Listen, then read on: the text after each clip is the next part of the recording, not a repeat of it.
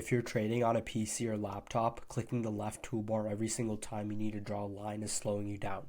Here's how to use keyboard hotkeys to chart twice as fast. First, make sure your mouse is clicked anywhere inside the chart area. To instantly draw a horizontal line at your cursor's exact location, click Option plus H on Mac or Alt plus H on Windows. Need a trend line? Just click Option plus T or Alt plus T on Windows.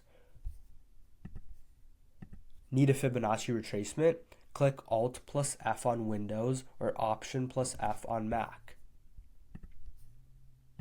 Now you can rapidly mark up your entire chart without your mouse ever having to touch that left side menu. And here's another thing. If you ever forget a hotkey, you don't need to look it up. Just open the drawing menu on the left and TradingView will automatically display the exact keyboard shortcut for that specific tool right next to its name. Let's take a look at this.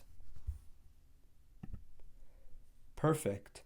Option plus T for a trend line. Option plus J for a horizontal ray. Have a great day, guys.